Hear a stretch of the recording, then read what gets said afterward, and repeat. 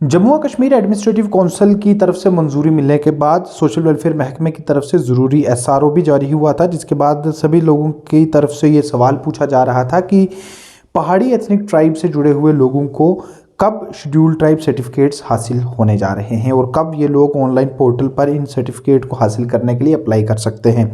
तो इससे जुड़ी हुई बड़ी खबर के बारे में मैं आपको जानकारी देता चलूँ कि राजौरी और पुंछ अजला में जो पहाड़ी एथनिक ट्राइब के जुड़े हुए लोग हैं, जो कि पहाड़ी एथनिक ट्राइब का हिस्सा हैं और वो जम्मू व कश्मीर व पार्लियामेंट की तरफ से जो कुछ बदलाव किए गए उसके बाद शेड्यूल ट्राइब कैटेगरी का हिस्सा हैं, उन लोगों को मुतलका रेवेन्यू डिपार्टमेंट की तरफ से और उनके मुतलका तहसीलदार की तरफ से शेड्यूल ट्राइब कैटेगरी सर्टिफिकेट जारी होना शुरू हो चुके हैं।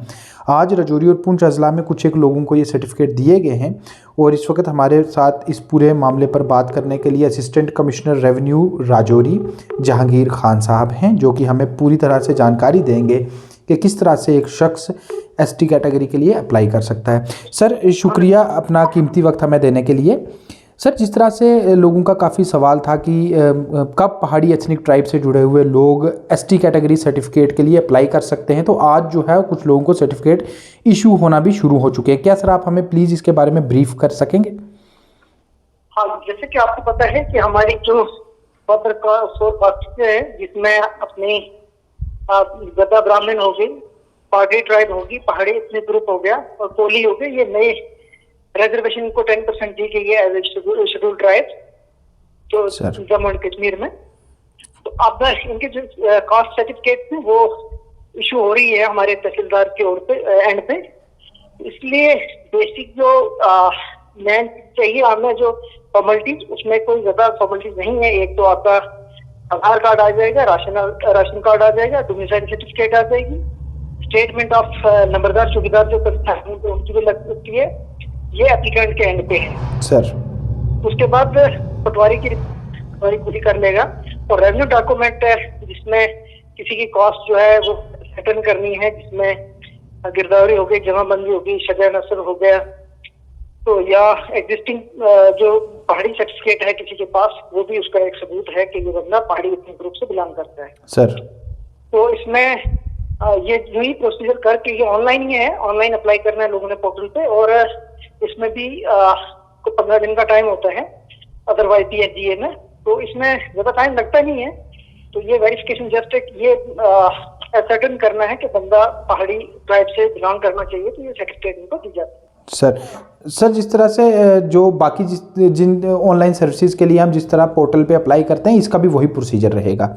हाँ, जस्ट उसी तरह। हाँ, एक चीज मैं इसमें ऐड करना चाहूंगा सर कि जो ये पहाड़ी ट्राइब में आए हैं, शेड्यूल ट्राइब में आए हैं, जैसा पहाड़ी एथनिक ग्रुप हो गया, ब्राह्मण हो गए, कोली हो गए या पाडरी ट्राइब हो गया, ये लोग EWS एलिजिबल नहीं है। क्योंकि आप इनको central as well as state की रिजर्वेशन के लिए कैटेगरी मिल चुकी है शेड्यूल ट्राइब कैटेगरी। और ये सिर्फ जो EWS का है, ये बिल्कुल ध्यान रखेंगे, कोई बंदा भी ये ST ट्राइब वाला, ये ST कैटेगरी वाला बंदा कोई भी इसको EWS ना स्टेट की इशू हो सकती है ना सेंट्रल की इशू हो सकती है। जी सर।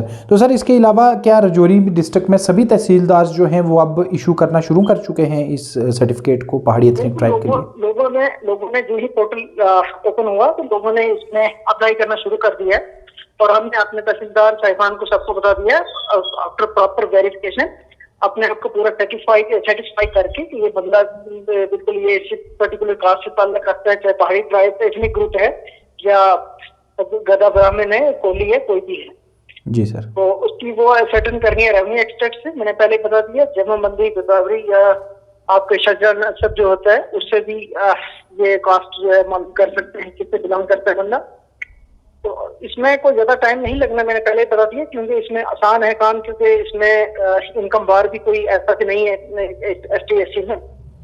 तो जो है कैटेगरी हमारी इशू हो रही है, तहसीलदार साहिबान जो है इस काम पे लग चुके हैं। शुक्रिया सर, शुक्रिया अपना कीमती वक्त हमें देने के लिए।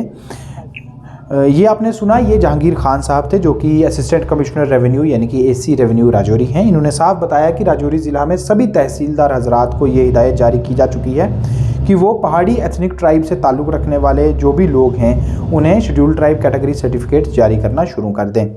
इसके अलावा मैं आपको बताता चलूँ कि आज पुंछ ज़िला में कुछ सर्टिफिकेट जारी भी हुए हैं और राजौरी ज़िला में भी कुछ सर्टिफिकेट आज शाम को जो मेरी रेवेन्यू अथॉरिटी से बात हुई तो उनका कहना था कि वो जारी करने जा रहे हैं। हालांकि उसके बाद मैंने उनसे दोबारा रब्ता कायम नहीं किया ये पूछने के लिए कि क्या वो सर्टिफिकेट जारी हो चुके हैं या नहीं। तो सबसे बड़ी बात जो है वो ये कि पहाड़ी एथनिक ट्राइब जो कि दीगर 3 और ट्राइब्स के साथ नए सिरे से शेड्यूल्ड ट्राइब में शामिल किया गया है, उससे जुड़े हुए लोग, उसके ज़ुमरे में आने वाले सभी लोग रेवेन्यू डिपार्टमेंट से और अपने अपने कंसर्न तहसीलदार से शेड्यूल्ड ट्राइब कैटेगरी सर्टिफिकेट हासिल करने के लिए पोर्टल पे अप्लाई कर सकते हैं और उन्हें जो भी तयशुदा पूरा तरीका है उसके बाद उन्हें वो सर्टिफिकेट जारी कर दिया जाएगा। फॉर्मेलिटीज़ के बारे में लोगों का काफ़ी सवाल था तो मैं दोबारा दोहराता चलूँ, जो कि असिस्टेंट कमिश्नर रेवेन्यू राजौरी ने भी साफ किया है कि कुछ एक बेसिक फॉर्मेलिटीज़ हैं, जैसे एप्लीकेंट का आधार कार्ड है, उसका डोमिसाइल है, उसके बारे में कुछ और चीज़ें हैं। उसके बाद एक रिपोर्ट जो है वो नंबरदार व चौकीदार की लगेगी और उसके बाद एक रिपोर्ट जो है वो जो रेवेन्यू डिपार्टमेंट ने खुद ही लेनी है, वो कंसर्न पटवारी की रिपोर्ट है जो कि ये ऑथेंटिकेट करेगी कि हाँ ये पहाड़ी एथनिक क्लैन का हिस्सा है। उसके बाद कुछ एक और चीज़ें, खास करके एक रेवेन्यू एक्सट्रैक्ट चाहिए। रेवेन्यू एक्सट्रैक्ट ज़्यादातर कुंभों के पास रहता ही है और रेवेन्यू एक्सट्रैक्ट जिसे कि हम जमाबंदी या नकल गिरदावरी या कुछ इस तरह के रेवेन्यू डॉक्यूमेंट जिसमें कि फैमिली की कुछ डिटेल्स बताई गई हों, वो बताया गया हो कि ये जो कुंभा है ये किस ज़ात से, किस बिरादरी से ताल्लुक़ रखता है। तो वो तकरीबन लोगों के पास अपनी अपनी ज़मीन से जुड़े हुए कुछ रेवेन्यू एक्सट्रैक्ट्स होते ही हैं। तो इन कागजात को इस्तेमाल करके आप पोर्टल पर ऑनलाइन अप्लाई कर सकते हैं। और मैं आपको ये भी बताता चलूँ कि पब्लिक सर्विसेज गारंटी एक्ट के तहत 15 दिन का वक्त होता है एक तहसीलदार के पास एसटी कैटेगरी सर्टिफिकेट जारी करने के लिए। हालांकि वो 15 दिन से पहले कभी भी कर सकता है, लेकिन 15 दिन एक मैक्सिमम टाइम लिमिट है और 15 दिन के अंदर एक एप्लीकेंट की एप्लीकेशन को या तो रिजेक्ट करना है या उसे इशू कर देना है। तो इसलिए जो भी लोग एसटी कैटेगरी सर्टिफिकेट के लिए हमें बार बार पूछ रहे थे, ये उनके लिए हमने एक अहम जानकारी लाई है। हम उम्मीद करते हैं कि आपको इस जानकारी के बाद सभी चीज़ों का पता चल चुका होगा, सभी चीज़ें आपके सामने आ गई होंगी, किन किन डॉक्यूमेंट्स की ज़रूरत है, किस तरह से आपने अप्लाई करना है और क्या पूरा तरीक़ाकार है। शुक्रिया।